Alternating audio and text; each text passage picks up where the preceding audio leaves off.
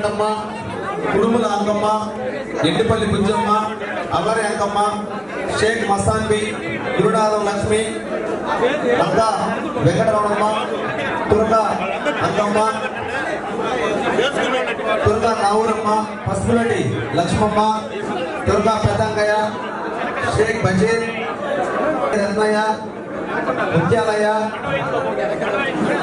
D Pinchalaiah, K Venkatesh, Sheikh Ahmed, Sheikh ఆలేషా, Anitha, Sheikh Chand Basha, Sheikh Shafi Ahmed, G N Polayya, Sheikh Ahmed, పిలిచిన అందరూ వచ్చేయండి. G Ramesh, C Pinchalaiah, P మణి. ఈ కార్యక్రమంలో నాతో పాటు పాల్గొన్నటువంటి మీ అందరికీ, పాత్రికేయ మిత్రులకి పేరు పేరు నా చేతులు జోడించి హృదయపూర్వకమైనటువంటి చాలా సంతోషం. ఎందుకంటే 2014 ఎన్నికల్లో నేను గెలిచాను శాసనసభ్యుడిగా. శాసనసభ్యుడిగా గెలిచిన నా అనుకున్నటువంటి వ్యక్తులు, మా కుటుంబంలో సభ్యులు, మాతో పాటు సన్నిహిత సంబంధాలుండి అనేక సంవత్సరాలుగా కలిసిమెలిసి తిరిగినటువంటి బాబు లాంటి వాళ్ళు దూరమయ్యారనేటువంటి బాధ దాదాపుగా నన్ను ఎప్పుడు వెంటాడుతూ ఉండేది. నాకు అసంతృప్తి, శాసనసభ్యుడిగా గెలిచినా సరే అసంతృప్తిగానే మిగిలిపోయింది.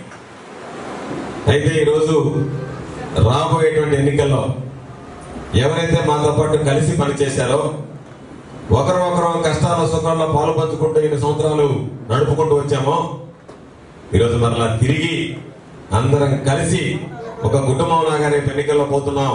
ఇది సంపూర్ణమైనటువంటి విజయం కాబోతుంది అని చెప్పి మనిషికి ఎక్కడ కూడా అసంతృప్తి ఉండకూడదు, ఏ విషయంలో కూడా. కానీ ఎందుకో 2014 ఎన్నికల్లో గెలిచినా సరే నాకు అసంతృప్తిగానే మిగిలిపోయింది. బాబుని గురించి ప్రత్యేకంగా చెప్పాల్సినటువంటి పని లేదు. మేము చదువుకునే రోజుల్లో బాబు నన్ను సైకిల్ ఎక్కించి తిప్పేవాడు. మేమిద్దరం సైకిల్ మీద తిరిగాం. కాకపోతే బాబు మధ్యలోనే నన్ను వదిలేసి కొద్ది రోజులు సైకిల్ మీద పోయాడు అంతే. ఇద్దరం కలిసి చిన్నతనంలో సైకిల్లో తిరిగినటువంటి వాళ్ళం. మధ్యలో ఎప్పుడు కూడా సైకిల్ ఎక్కనటువంటి బాబు నన్ను వదిలేసి కొద్ది రోజులు సైకిల్లో తిరిగి మరలా ఈరోజు పాపం దశ చెప్పినట్టుగా తొక్కి కాళ్ళు నొప్పులు పుట్టి దాని కింద గాలి కోసం వచ్చామన్నట్టుగా చాలా సంతోషం. ఎందుకంటే ఈరోజు గెలుపోటములు అనేటువంటివి రాజకీయాల్లో ఎప్పుడు ఉంటాయి. ఏ వ్యక్తికి శాశ్వతంగా గెలుపుండదు, ఏ వ్యక్తికి శాశ్వతమైనటువంటి అధికారం ఉండదు. మనలో ఉండేటువంటి వ్యక్తులు ఏదైనా మన వల్ల పొరపాట్లు జరిగో మరొక కారణం వల్ల మనకి దూరమైతే ఆ మనసుకి తెలియనటువంటి క్షోభ కలుగుతుంది, బాధ వేస్తుంది. అటువంటి బాధ అనుభవించినటువంటి వ్యక్తిగా ఈరోజు అన్నిటికన్నా నా అనుకున్నటువంటి వాళ్ళు, నా కోసం కష్టపడి పనిచేసినటువంటి వాళ్ళు, నా కుటుంబంతో సన్నిహిత సంబంధాలు ఉన్నటువంటి వ్యక్తులు ఈరోజు తిరిగి ఒక్కొక్కరుగా వైఎస్ఆర్ కాంగ్రెస్ పార్టీలోకి చేరడం. పెద్దలు రామనారాయణ రెడ్డి గారు ఎప్పుడో ఒక మాట చెప్పేవాడు, ఆనం వెంకటరెడ్డి గారికి మేము 4 బిడ్డలైతే గోవర్ధన్ రెడ్డితో కలిసి మేము 5 మంది కొడుకులుగా భావిస్తామని చెప్పి అనేక సందర్భాలలో సమావేశాల మీద, స్టేజీల మీద, సభల్లో చెప్పినటువంటి పరిస్థితి. అటువంటిది రామనారాయణ తిరిగి వైఎస్ఆర్ కాంగ్రెస్ పార్టీలోకి రావడం, ఈరోజు దానితో పాటు బాబు లాంటి వ్యక్తులు ఈరోజు అందరూ రావడం, గతంలో పనిచేసినటువంటి బీజేపీలో పనిచేసినటువంటి సుధాకర్ రెడ్డి తర్వాత మాతో పాటు ఈరోజు మరలా తిరిగి సుధాకర్ రెడ్డి లాంటి వ్యక్తి రావడం, ఎంపీటీసీ సభ్యుడిగా తిరుగులేనటువంటి మెజార్టీ సాధించినటువంటి సేన ఈ రోజు పార్టీలోకి రావడం, ఇవన్నీ కూడా చాలా శుభసూచికలుగా నేను భావిస్తున్నాను అని చెప్పి ఈ సందర్భంగా తెలియజేస్తున్నాను. ప్రధానంగా ఈ రాష్ట్రంలో తెలుగుదేశం పార్టీ అధికారంలో ఉంది. తెలుగుదేశం ప్రభుత్వం ఏ విధంగా తయారైంది అంటే, ట్యాపులు తీసుకునే అధికారులు ప్రతి ఇంటికి వచ్చారు, పల్స్ సర్వే అన్నారు, వివరాలన్నీ సేకరించారు. వివరాలన్నీ సేకరించి అధికారుల డేటా అంతా తీసుకెళ్లి చంద్రబాబు నాయుడుకి అందజేశారు. అంటే అధికారంలో అధికారులుగా ఇంటికి వస్తే వాళ్ళు సహకరిస్తే ఆ సహకరించినటువంటి విషయాలని తీసుకెళ్లి దొంగతనంగా చంద్రబాబుకి ఇస్తే చంద్రబాబు ప్రభుత్వానికి సంబంధించినటువంటి ఆ డేటాను దొంగలించి ఐటీ గ్రిడ్స్ అనేటువంటి సంస్థకు అప్పచెప్పాడు. ఆ సంస్థ ఒక పద్ధతి ప్రకారం ఎవరైతే వైఎస్ఆర్ కాంగ్రెస్ పార్టీకి సంబంధించినటువంటి ఓట్లు ఉంటాయో వాళ్ళందరినీ తొలగించడానికి శ్రీకారం చుట్టి దౌర్భాగ్యమైనటువంటి పని ఏంటంటే పాపం ఆనంద్ ఉన్నాడు ఇక్కడ, కోడూరు ఆనంద్ రెడ్డి పేరుతో వాళ్ళ అమ్మోట తీసేసింది ఎవరు? ఆనంద్ రెడ్డి. తీసేసింది ఎవరు ఓటు? వాళ్ళ అమ్మోటు. అంటే ఎవరిని పోయి అడగాలి? ఎప్పుడైనా ఈ దౌర్భాగ్యమైనటువంటి దురదృష్టకరమైనటువంటి పనులు ఎప్పుడైనా జరిగాయా? అదేమంటే ఇక్కడ ఉన్నటువంటి సోమిరెడ్డి ఏం చెప్తాడంటే గోవర్ధన్ రెడ్డి ఓటు తొలగించాడు అని చెప్తాడు. నేను ఆనంద్ నిద్రలేస్తే మన దగ్గర ఉండేటువంటి వ్యక్తి అయితే ఆనంద్ వాళ్ళ అమ్మ ఓటు తొలగించమని నేను ఆనంద్ రెడ్డికి ఎందుకు చెప్తాను? ఏదన్నా ఒక మాట మాట్లాడేటప్పుడు ఆ మాటలో కనీసం 10% విలువ ఉండాలి, 10% ప్రజలు నమ్మాలి. ఇవన్నీ కాకుండా పొదలకూరు ఎంఆర్ఓ కాలనీ దగ్గర ఒక ధర్నా, ఇక్కడ ఎంఆర్ఓ ఆఫీస్ దగ్గర ఒక ధర్నా పెట్టి గోవర్ధన్ రెడ్డి ఓట్లు తీయించాడు, చర్యలు తీసుకోండి. నేను చెప్పా దాదాపుగా 60 మంది మీద సర్వేపల్లి నియోజకవర్గంలో కేసులు నమ్మదే. వీళ్ళందరూ నా దగ్గరికి వచ్చారు. నేనున్నా ఎస్పీ కాదు డీజీపీ దగ్గరికైనా సరే ధైర్యంగా పోతాం. తప్పు చేసిన వాడు భయపడాలి తప్ప చెప్పారు. రామనారాయణ ఇద్దరం కలిసి మాట్లాడుకున్నాం. ఇద్దరం కలిసి ఎస్పీ దగ్గరికి వెళ్దాం, శాసనసభ్యులందరం తీసుకెళ్లి నిలదీద్దాం. ఎందువల్ల ఈ రోజు మీరు మాకు సంబంధించినటువంటి కార్యకర్తలను తీసుకువెళ్తారని అడుగుతాం అనుకుంటే లేదు మేము ఎవరిని కూడా అరెస్ట్ చేయడం లేదు. విచారణ చేపట్టిన తర్వాత ఎవరైనా పొరపాటున చేసి ఉంటే తప్ప పొరపాటు చేయనటువంటి వ్యక్తులు ఎవరిని కూడా మేము కస్టడీలోకి తీసుకోము, అరెస్టులు చేయము అని చెప్పిన తర్వాత ఈ రోజు మన నాయకులకు ఒకటే చెప్పారు, కార్యకర్తలకు ఒకటే చెప్పారు, తప్పు చేయనటువంటి మీరు ఎవరిని చూసి భయపడాల్సినటువంటి అవసరం లేదు. విచారణ కోసం ఎవరు పిలిపించినా హాజరవుదాం, సహకరిద్దాం, కానీ నిజాలు తెలుసుకోవాల్సినటువంటి అవసరం ఉంది. దీనికి కారణం ఎందుకంటే ఏదైతే చంద్రబాబు నాయుడు దొంగిలించి హైదరాబాద్ లో పంపించి దాని ద్వారా మన ఓట్లు తీయాలని కుట్ర పన్నాడో ఆ కుట్ర భగ్నం అయ్యేటప్పటికీ మన మీదనే కేసులు పెట్టి ఈ రోజు తెలంగాణలో చంద్రబాబు సంబంధించినటువంటి వ్యక్తుల మీద కేసులు పెడుతున్నారు. కాబట్టి ఇక్కడ మనకు సంబంధించినటువంటి వ్యక్తుల మీద కేసులు పెట్టాలనేటువంటి కుట్ర. అంటే చంద్రబాబు నాయుడికి ఓటమి భయం వెంటాడుతుంది కాబట్టి, ఎట్టి పరిస్థితుల్లో ఓడిపోతామనేటువంటిది ఖరారైంది కాబట్టి ఈరోజు వాళ్ళకి సంబంధించినటువంటి దొంగ ఓట్లు చేర్చడం, వైఎస్ఆర్ కాంగ్రెస్ పార్టీకి సంబంధించినటువంటి ఓట్లు తొలగించడం, ఈ కార్యక్రమానికి శ్రీకారం చుట్టి ఈ రోజు ఈ కార్యక్రమాన్ని చేపట్టడం జరిగింది. ఇది దురదృష్టకరమైనటువంటి పరిస్థితి, దౌర్భాగ్యమైనటువంటి పరిస్థితి. అయితే ఈ రోజు చంద్రబాబు నాయుడు పరిపాలన చూద్దామంటే అన్ని వర్గాలని మోసం చేశాడు. రైతు రుణమాఫీని మోసం చేశాడు, డ్వాక్రా మహిళల రుణమాఫీని మోసం చేశాడు, ఇంటికి ఒక ఉద్యోగాన్ని మోసం చేశాడు, ఉద్యోగం లేకపోతే నిరుద్యోగ వృత్తిని మోసం చేశాడు. ఈరోజు ఎక్కడా కూడా వేరేటువంటి అభివృద్ధి సంక్షేమ కార్యక్రమాలు అందించేటువంటి పరిస్థితులు లేదు. కాకపోతే మంత్రిగా ఉన్నటువంటి సోమిరెడ్డి గారు మాత్రం ఈ మధ్య అప్పుడప్పుడు వచ్చి పొదలకూరులో వచ్చి కొన్ని చెడుకులు విసిరి వెళ్ళిపోతున్నాడు. 40 సంవత్సరాలుగా గోవర్ధన్ రెడ్డి, రమణారెడ్డి ఏమి చేశారు ఈ ప్రాంతానికి అని చెప్పారు. సరే, మేము ఏమి చేశామని చెప్పే ముందు ఆయన చేసినటువంటి అభివృద్ధి అనేక విషయాలు చెప్పాడు. నేను లిఫ్ట్ ఇరిగేషన్ తెచ్చాను అని అన్నాడు. ఎత్తిపోతల కండలేరికి సంబంధించి ఈరోజు చాలా మందికి తెలుసో తెలీదో, పాపం అయ్యగారిపాలెం దగ్గర నుంచి చుట్టుపక్కల గ్రామాలు చాలా మంది ఉన్నారు. ఎడమ కాలం తవ్వేటప్పుడు చంద్రమోహన్ రెడ్డి అధికారంలో లేడు, కాళ్ళు చేతులు ముడుచుకుని అల్లీపురంలో పడుకొని ఉన్నాడు. ఆ రోజు నేను జిల్లా పరిషత్ చైర్మన్ గా, రామనారాయణ మంత్రి కాలేదు, శాసనసభ్యుడిగా ఉన్నాం. జిల్లా కలెక్టర్ తీసుకొచ్చాం. అయ్యా, మీకు సంబంధించినటువంటి అధికారులు నత్తనడక నడుస్తున్నారు, ఈ రోజు కాలువ పనులు పూర్తి కాలేదు, మీరు అందరూ వస్తే ఆ కాలువ మీదకి వెళ్దామని చెప్పి ఉదయం 7 గంటలకు ప్రారంభమైతే రాత్రి 10 గంటలకు నెల్లూరు చేరాం మేము. ఆ రోజు ఉదయం 7 గంటల నుంచి కాలువ మీద తిరిగి అక్కడికక్కడే అధికారుల్ని, గ్రామస్తుల్ని, రైతుల్ని పిలిచి ఏ సమస్యను పరిష్కరించి కండలేరు ఎడమ కాలువ తవ్వినటువంటి ఘనత మొట్టమొదటిగా ఆనవ రామనారాయణ రెడ్డి గారిని, దానిని మంజూరు చేసి ఆ రోజు దాన్ని తొమ్మించినటువంటి ఘనత వైఎస్ రాజశేఖర రెడ్డి గారిది అని చెప్పి సందర్భంగా తెలియజేస్తున్నాం. ఆ కండలేరు ఎడమ కాలువ నేను తెచ్చానని మాట్లాడతాడు ఈ పెద్ద మనిషి. ఆ తర్వాత రామనారాయణ రెడ్డి గారు ఆర్థిక శాఖ మంత్రిగా ఉన్నప్పుడే దానికి సంబంధించినటువంటి లిఫ్ట్ ఇరిగేషన్ ఫైల్ మీద సంతకం పెట్టాడు, వచ్చాడు, తెచ్చాడు. 20,000 ఎకరాల కోసం ఈ రోజు పెట్టినటువంటి స్కీమ్ అని. ఒక మోటారే పనిచేసింది, 2వ మోటార్ ఆగిపోయింది, వారంలో 2 సార్లు రిపేర్ వచ్చింది. 20,000 పారించాల్సినటువంటి 20,000 ఎకరాలకి నీరు పారించాల్సినటువంటి ఆ ప్రాజెక్ట్ ఏదైతే ఉందో ఎత్తిపోతల పథకం, సోమిరెడ్డి అవినీతి పుణ్యమా అని 2,000 ఎకరాలకు ఆగిపోయింది. ఒకటేమో కంపెనీ మోటార్, రెండోదేమో అసెంబ్లీ మోటార్. ఏమయ్యా రెండోది అసెంబ్లీ మోటార్ బిగించావాలంటే దాని గురించి మాట్లాడు. ఎత్తిపోతల పథకం నేను తెచ్చానంటే ఎందుకు ఎత్తిపోయినటువంటి ఎత్తిపోతల పథకం నువ్వు తెచ్చేవి లాభం పాపం రైతులకు సంబంధించి అంటే దాని గురించి సమాధానం చెప్పలేనటువంటి పరిస్థితి. అదేవిధంగా ఇంకో మాట చెప్పాడు, గంటలేరు ఎత్తిపోతల పథకంతో పాటు ఇంకొక విషయం చెప్పాడు. అదేంటంటే ఆయన చెప్పినటువంటి విషయం ఇంకోటి, ఈ ప్రాంతానికి సంబంధించి నేను చాలా అభివృద్ధి చేశాను. పొదలకూరుకు సంబంధించి బ్రహ్మాండంగా 4,84,00,000 రూపాయలతో మంచినీటి పథకం అని అన్నాడు. దానికి ఒక సంవత్సరం ముందు ఏం చెప్పాడంటే, మీరు ఎవరు కూడా ఎక్కడికి పోవాల్సిన అవసరంలే, ఏదో కార్డు ఇస్తానన్నాడు. ఆ కార్డు పెట్టి తీసేస్తే చాలు 20 లీటర్ల నీళ్లు వచ్చేస్తాయి అన్నాడు.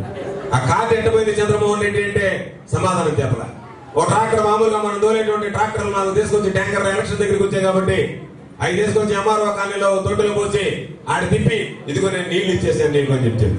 అది నేను జిల్లా పరిషత్ చైర్మన్ గా ఉన్నప్పుడు మామూలుగా ఓర్లలో కాదు, ప్రతి ఎస్టీ కాలనీలో కూడా ఎస్సీ కాలనీలో ప్రతి ఎస్సీ కాలనీలో 763 దానికి సంబంధించినటువంటి ట్యాంకులు నేను నిర్మించడం జరిగింది.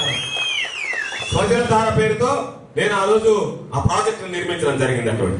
అటువంటి తీసుకొచ్చి ఊరికి ఒకటి పెట్టి ఇదిగో నేను పరిశుభ్రమైనటువంటి మంచినీళ్ళు తీసుకొస్తానంటే అక్కడ ఎవరు క్లీన్ చేయాలి? ఊర్లో తొట్టి ఎవరు క్లీన్ చేయాలి? నీ ట్రాక్టర్ ఎవరు క్లీన్ చేయాలి? నీ ట్రాక్టర్ ఉండే ట్యాంక్ ఎవరు క్లీన్ చేయాలి? వీటికి ఏం సమాధానం చెప్పవు. ఎన్నికలు దగ్గరకు వచ్చాయి కాబట్టి ఇదిగో నేను 4,84,00,000 రూపాయలతో మీ అందరికీ శుభ్రమైనటువంటి మంచినీళ్ళు తాగిస్తున్నాను అని చెప్పాడు. 5 సంవత్సరాలు ఉన్నావు, 5 సంవత్సరాలు నీ ప్రభుత్వం ఉంది, 4 సంవత్సరాలు నువ్వు ఎమ్మెల్సీగా ఉన్నావు, 2 సంవత్సరాలు మంత్రిగా ఉన్నావు. ఆ రోజు లోపల పూర్తి చేసి ఈ రోజు ఆ ప్రాంతానికి సంబంధించి నువ్వు చెప్పినట్టుగా కార్డు ఏదో ఇచ్చుంటే తలా ఒక కార్డు వాడు 20 లీటర్ల నీళ్లు తెచ్చుకునేవాడు. నువ్వు ఏ విధంగా పోస్తావు అంటే నీళ్లు నేరుగా పొదలకూరు ఆకలితో దాంతో ఇబ్బంది పడిపోతుంది అంటే 70 లక్షల రూపాయలు ఇస్తే పొదలకూరుకు సంబంధించి సంపూర్ణమైనటువంటి నీటి పథకం వస్తుంది.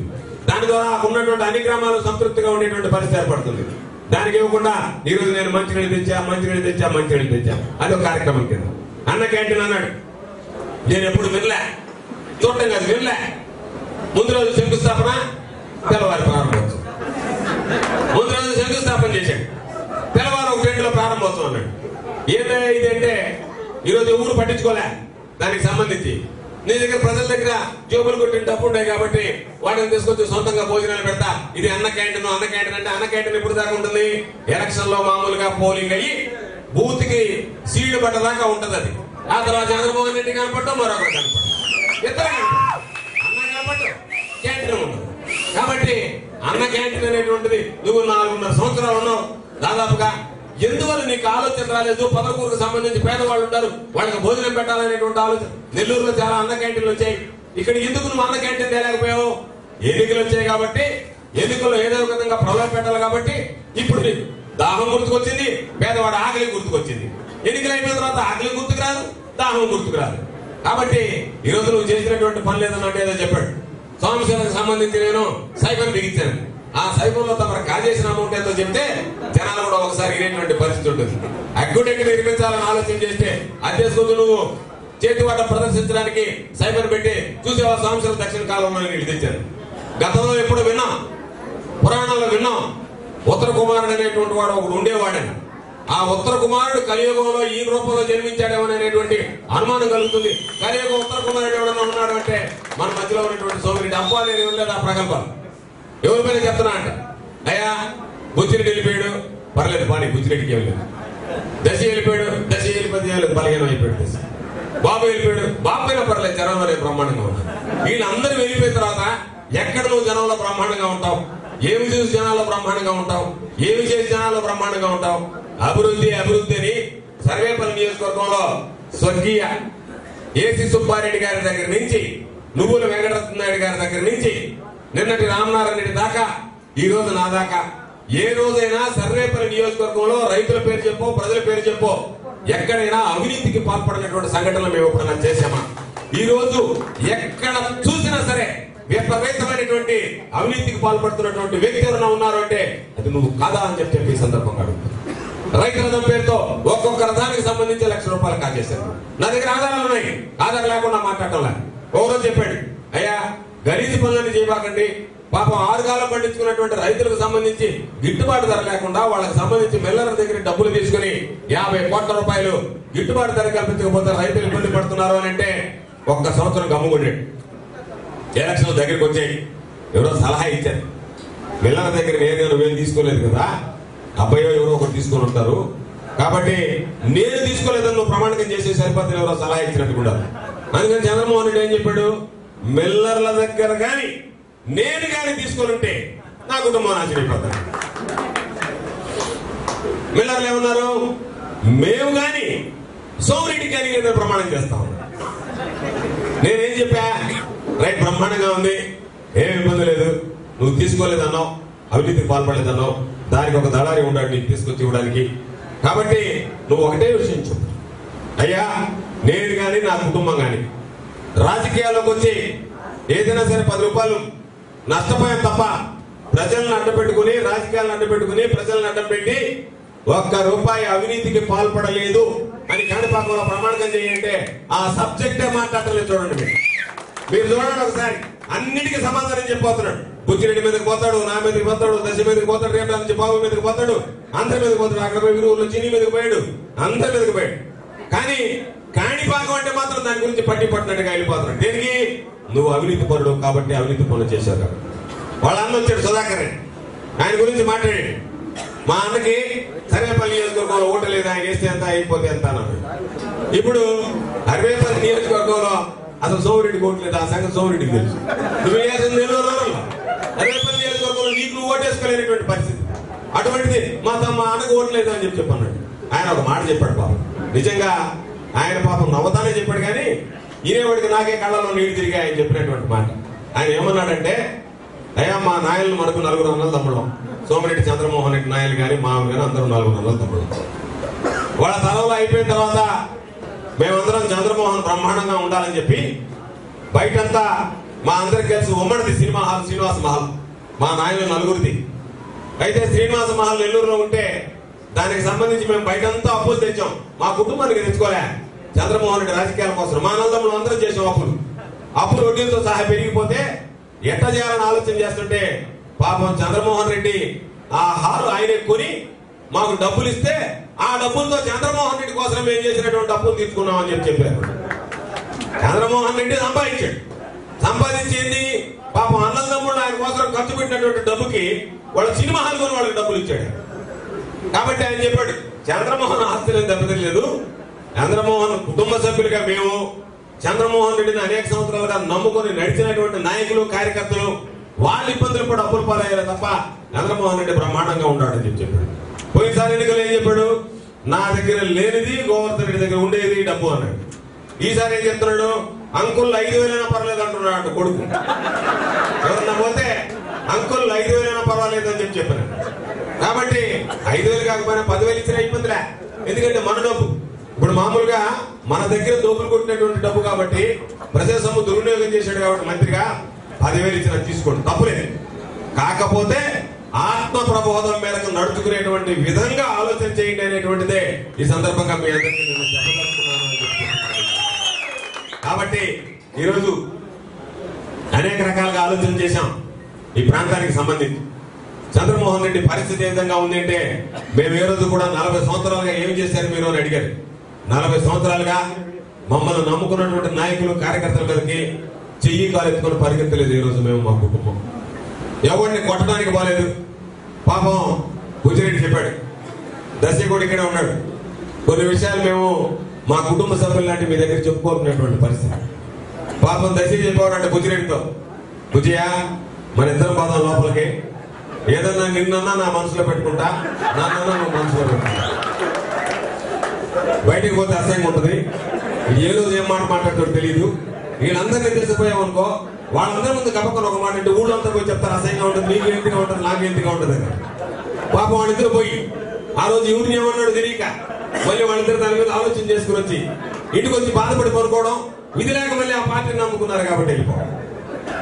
ఎన్నో దశాబ్దాలుగా పార్టీలో పనిచేసినటువంటి వాళ్ళు. చంద్రబాబు నాయుడు కన్నా ముందు రామారావు గారు పార్టీ పెట్టినప్పటి నుంచి తెలుగుదేశం పార్టీలో ఉన్నటువంటి వ్యక్తులు ఈరోజు ఆ పార్టీలో ఎమడలేక ఈరోజు వైఎస్ఆర్ కాంగ్రెస్ పార్టీలోకి చేరుతున్నారు అంటే నాలో పొరపాటు ఉందా, సోమిరెడ్డిలో పొరపాటు ఉందా మీరు ఆలోచించండి.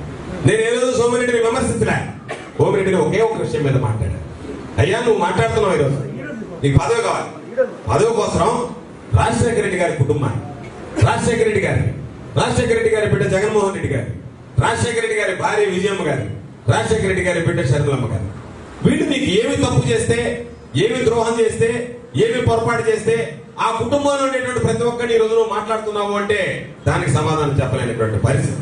చంద్రబాబు నాయుడికి ఒక టెక్నిక్ ఉంది. రెడ్డిని తిట్టడానికి ఒక రెడ్డిని ఎన్నుకుంటాడు. ఏ రెడ్డి ముందుకు రాలే, ఇదిగో మన రెడ్డి వచ్చాడు ముందుకు, నేను తిట్టినా కానీ దేనికి? పదవి కోసం. పదవి కోసం కూడా ఈ రాష్ట్రంలో ఏ రెడ్డి ముందుకు రావడానికి సాహసించలే. ఎందుకులే రాజశేఖర రెడ్డి గారి కుటుంబాన్ని తిడితే జనాల్లో మనం మైనస్ అయిపోతాం, జనాల్లో మనం ఇచ్చి కొడతారని చెప్పి ఎవరు రాకపోతే ఎవరు ఎన్ని అనుకున్నా పర్వాలే, నువ్వు నాకు పదవి ఇస్తానని చెప్తే నేను దేనికైనా తెగబడతానని చెప్పి వచ్చాడు. నేను అడుగుతున్నా, ఈరోజు రాజశేఖర రెడ్డి గారిని నువ్వు విమర్శిస్తున్నావు. రాజశేఖర రెడ్డి గారు ఈ రోజు మన మధ్య లేడు, ఏ లోకాన్ని ఉన్నాడో తెలియదు పాపం, చనిపోయి. ఆయన ఈ రోజు నువ్వు చెప్పినటువంటి విమర్శలు ఈ రోజు గోవర్ధన్ రెడ్డిలో బుజ్జిరెడ్డిలో చెప్తే నువ్వు మన బుద్ధిలో పోయినప్పుడు మమ్మల్ని ఇద్దరిని తిట్టావు. ఈ రోజు పాపం బుజ్జిరెడ్డి మైకి తీసుకొని నీకు సమాధానం చెప్పాడు. నేను ఏదైనా నీకు సమాధానం చెప్పగలుగుతా. ఏమి లేకుండా ఈ లోకాన్ని విడిచిపోయినటువంటి రాజశేఖర రెడ్డి గారి గురించి నువ్వు మాట్లాడితే ఆయన ఏమి సమాధానం చెప్పాలి? ఎక్కడి నుంచి సమాధానం చెప్పాలి? మన మధ్యలో ఉండేటువంటి వ్యక్తులను మూడు పొరపాట్లు చేసినా చనిపోయిన తర్వాత మంచివాడు అని అతను చేసినటువంటి మంచిల గురించి మాట్లాడతాం తప్ప చేసిన చెడ్డల గురించి మాట్లాడడం 10 మందిలో. అటువంటిది ఉచ్చరించారు మరిచి న్యాయం లేకుండా రాజశేఖర రెడ్డి గారిని విమర్శిస్తే ఈరోజు విజయమ్మ పాపం ఇంట్లో నుంచి బయటకు రానటువంటి మహాతల్లి ఆమె విమర్శిస్తే, ఈరోజు జగన్మోహన్ రెడ్డి గారి చెల్లెలుగా ఉంది కాబట్టి షర్మిలమ్మ గారిని విమర్శిస్తుంది. సరే, జగన్మోహన్ రెడ్డి గారిని అయితే మీరు విమర్శించినటువంటి మాటలు అవి మామూలుగా చెప్పాల్సినటువంటి మాటలు కాదు. ఎన్ని విధాల దుర్భాషలు ఆడుతున్నారు, అన్ని విధాలు. జగన్మోహన్ రెడ్డి ఒకటే మాట అనేవాడు, అధ్యక్ష పైన దేవుడు ఉన్నాడు అని అన్నాడు.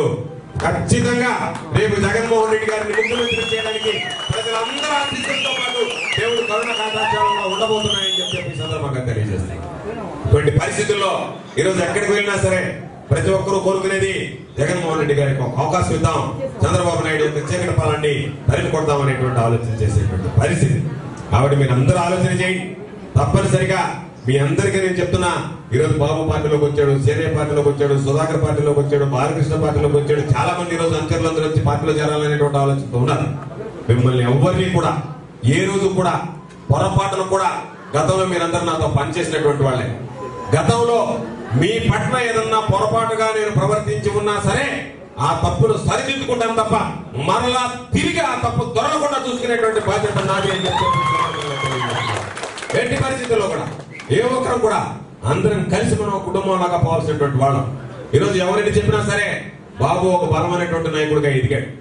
మా చేతుల మీదుగా మా కుటుంబంలో ఉన్నటువంటి రామనారాయణ రెడ్డి గారు కావచ్చు, మా తండ్రి రమణారెడ్డి గారు కావచ్చు, ఏది కావాలన్నా సరే బాబు అని పిలిచేటువంటి వాళ్ళు. మొదట్లో చాలా రోజులు అధికారం లేదు, 10 సంవత్సరాలు అధికారం లేకపోతే అనేక సందర్భాల్లో తెలుగుదేశం పార్టీ ఇక్కడ శాసనసభ్యులుగా ఉన్నటువంటి వ్యక్తులు, పెద్దలు వెలుగుపెట్టేటువంటి వ్యక్తులు అనేక రకాలైనటువంటి ఇబ్బందులు పెట్టినా సరే వాటిని ఎదుర్కొన్నాం తప్ప ఏ రోజు కూడా 89 తర్వాత మరలా 2004 దాకా అధికారం చూసినటువంటి సంఘటన లేదు. దాదాపు 15 సంవత్సరాల కాలం ఇబ్బంది పడ్డాం రాజకీయాలు. అయినా ఏ రోజు కూడా బాధపడలేదు. అందరం కలిసి పనిచేసాం, 10 మందిని సంపాదించుకున్నాం. ఈ రోజు నేను ఎందుకు చంద్రమోహన్ రెడ్డి గురించి చెప్తున్నానంటే, చంద్రమోహన్ రెడ్డి బలవంతుడా బలహీనుడా అని చెప్పడానికి ఈరోజు పోయిన వాళ్ళందరినీ బలహీనుడు అంటున్నాడు. పొదలకూరు మండలానికి సంబంధించి బాబు పోటీ చేస్తే జడ్పీటీసీగా 3000తో ఓడిపోయాడు. అదే చంద్రమోహన్ రెడ్డి పోటీ చేస్తే 5600 చంద్రమోహన్ రెడ్డికి మైనస్ వచ్చింది. వీళ్ళిద్దరు ఎవరు బలమైనటువంటి నాయకులు అనేటువంటిది ఈరోజు చంద్రమోహన్ రెడ్డి చెప్పాల్సినటువంటి పరిస్థితి. కాబట్టి వెళ్ళిపోయిన వాళ్ళందరూ బలహీనులు మార్గం చెప్పడం కాదు. ఏది ఏమైనా సరే ఈరోజు చాలా సంతోషం, బాబు లాంటి వ్యక్తి ఈరోజు ఈ పార్టీలోకి వచ్చాడు. చాలా సంతోషంగా ఉంది. ఎందుకంటే కష్టాల్లో మాతో పాటు ఉన్నటువంటి వ్యక్తులు, మాతో పాటు కష్టపడినటువంటి వ్యక్తి ఈరోజు అటువంటి వ్యక్తి మాతో పాటు వచ్చి ఈ పార్టీలో చేరి అయ్యా అందరం కలిసి మరలా మనందరం కలిసి ఈరోజు చాలా సంతోషం ఏంటంటే రామనారాయణ అన్న ఆ కుటుంబంలో సభ్యుడిగా ఉన్నటువంటి వాడిని నేను నిజంగా భగవంతుడు కరుణ రామనారాయణ తెలుగుదేశంలోకి పోయాడన్నప్పుడు చాలా బాధపడ్డాను నేను. అటువంటి వ్యక్తి ఈరోజు తిరిగి వైఎస్ఆర్ కాంగ్రెస్ పార్టీలోకి రావడం అనేటువంటిది ఖచ్చితంగా నేను ఒకటే మాట చెప్పా జగన్మోహన్ రెడ్డి గారి దగ్గర చెప్పా, రామనారాయణ రెడ్డి గారు వస్తున్నాడు అంటే రామనారాయణ రెడ్డి లాంటి వ్యక్తి కనుక వస్తే తప్పనిసరిగా జిల్లాలో 10 సీట్లు ఉన్నాయి, 10 సీట్లు లేదన్నా 9 సీట్లు వస్తాయనేటువంటి ఆలోచన అనుమానం ఉందేమో. రామనారాయణ రెడ్డి గారు లాంటి వ్యక్తి వస్తే 10కి 10 అసెంబ్లీ స్థానాలు వస్తాయి, 2 పార్లమెంట్ స్థానాలు. అందుకని అనేక రోజులుగా అందరితో మాట్లాడాం. పాపం చిన్ని ఈరోజు బాబుకు సంబంధించి మాట్లాడాడు, శేఖర్ మాట్లాడాడు, అనేక సందర్భాల్లో అందరు కలిసి మాట్లాడారు. నేను చెప్పా బాబు తొందరగా రమ్మంటే అయ్యా నాకేదో పిల్లలు ఈరోజు బిడ్డ పుట్టేటువంటి పరిస్థితి అన్నాడు. బాబుకి కలిసి వచ్చేటువంటి పరిస్థితి మహాలక్ష్మి లాంటి ఆడబిడ్డ పుట్టింది బాబుకి సమస్యలో. తప్పనిసరిగా రాబోయేటువంటి రోజుల్లో అన్ని విజయాలే బాగుండాలని చెప్పి నేను కోరుకుంటున్నా. తప్పనిసరిగా ఈ పార్టీలో ఈరోజు చేరినటువంటి ప్రతి ఒక్కరికి కూడా సముచితమైనటువంటి స్థానం ఉంటుంది. నేను మీ వాడిని, మీ ఇంటి బిడ్డ లాంటి వాడిని, మీ కుటుంబంలో ఒక సభ్యుడిని, మీ తోబుట్టుని. కాబట్టి నేరుగా స్వేచ్ఛగా స్వతంత్రంగా మీరు ఏ రోజైనా నా దగ్గరికి వచ్చి నన్ను అడిగి పనులు చేయించుకునేటువంటి పరిస్థితి ఉంటుంది. ఏ రోజు కూడా మిమ్మల్ని ఏ విధంగా కూడా నేను మాట్లాడు. ఈరోజు మనం మమ్మల్ని మాట్లాడారు అంత తోస్తామన్నాడు పిడుదలు మంత్రి. పోలీసులకి మిమ్మల్ని చూస్తే ఎంత ధైర్యం లేకుండా పోతే వాళ్ళు ఈ విధంగా ప్రవర్తిస్తున్నారంటున్నారు. పాపం సోమరెడ్డికి తెలియదు. మెట్ట ప్రాంతంలో పుట్టినటువంటి వాడిని, మెట్ట ప్రాంతంలో పుట్టినటువంటి వాళ్ళు సోమిరెడ్డి లాంటి ఉడత బెదిరింపులకు బెదిరేటువంటి పాపం సోమిరెడ్డి మమ్మల్ని బెదిరించడానికి వస్తున్నాడు. అప్పుడప్పుడు అంత తేలుస్తాను, తోకలు కత్తిరిస్తాను. అసలు ఉంటే కదా తోకలు మాకు నువ్వు కత్తిరించినాడు. ఎవరికనే మాకు తోకలు అదేదన్నా ఉంటే నీకుంటాయో కానీ మాకు ఉండవు కదా. ఉండబట్టి నువ్వు చెప్పుకుంటున్నావు బయట, నాకుంది కాబట్టి అందరికి ఉన్నాయని అనుకుంటున్నావు కానీ నీలాగా మాకు ఎవరికి తోకలు లేవునైనా. అందుకని మేము అందరం నీకు ఒకటే మాట చెప్తున్నాం, రేపు ఎన్నికలు వస్తున్నాయి, ఏం ఇబ్బంది లేదు. ఈరోజు ఎవరు ఎన్ని చెప్పినా సరే ఎన్ని సంవత్సరాలుగా ఒక వైఎస్ఆర్ కాంగ్రెస్ పార్టీ కార్యకర్త కూడా అన్యాయం జరగకుండా చూసుకున్నాం. రేపు అధికారంలోకి వచ్చిన తర్వాత వాళ్ళకి న్యాయం చేసేటువంటి ప్రక్రియ ప్రారంభమవుతుంది అని చెప్పి సందర్భంగా తెలియజేస్తున్నా. కష్టకాలంలో ఉన్నటువంటి మీ అందరినీ కూడా రేపు అధికారంలోకి వచ్చిన తర్వాత నా భుజాల మీద వేసుకుని పోసేటువంటి బాధ్యత నాది అని చెప్పి సందర్భంగా తెలియజేస్తూ సుదీర్ఘకాలంగా అపరిష్కృతంగా ఉన్నటువంటి అన్ని సమస్యలను పరిష్కరిద్దాం. ధైర్యంగా ప్రజల్లోకి వెళ్ళండి, ప్రజల సమస్యల గురించి ఆలోచన చేయండి, ప్రజల సమస్యలకు ఒక స్పష్టమైనటువంటి హామీ ఇవ్వండి. మీరు ఇచ్చినటువంటి ప్రతి హామీ దాన్ని నిలబెట్టేటువంటి బాధ్యత నాది అని చెప్పి సందర్భంగా తెలియజేసుకుంటూ పార్టీలు చేరుతున్నటువంటి ప్రతి ఒక్కరికి విజయబాబు దగ్గర నుంచి, సీరయ్య దగ్గర నుంచి, సుధాకర్ రెడ్డి దగ్గర నుంచి, బాలకృష్ణ దగ్గర నుంచి పార్టీలో చేరుతున్నటువంటి ప్రతి ఒక్కరికి ఈరోజు చేరి జగన్మోహన్ రెడ్డి గారు ముఖ్యమంత్రి కావాలని, ఈరోజు రాజశేఖర రెడ్డి గారి పరిపాలన తిరిగి రావాలని ఈరోజు పార్టీలోకి వస్తున్నటువంటి ప్రతి ఒక్కరిని కూడా పేరు పేరు నా చేతులు జోడించి హృదయపూర్వకమైనటువంటి ధన్యవాదాలు తెలియజేసుకుంటూ వైఎస్ఆర్ కాంగ్రెస్ పార్టీని ఆదరించండి, జగన్మోహన్ రెడ్డి గారిని ఆశీర్వదించండి, ఫ్యాన్ గుర్తు ఓటేసి మీ సంపూర్ణమైనటువంటి ఆశీస్సులు నాకు అందజేసి ముందుకు నడిపించండి అని పేరు పేరు నా చేతులు జోడించి సభ్యంగా ప్రార్థిస్తూ మీ అందరి దగ్గర సెలవు తీసుకుంటున్నాను. జై హింద్, జై వైఎస్ఆర్, జై జగన్.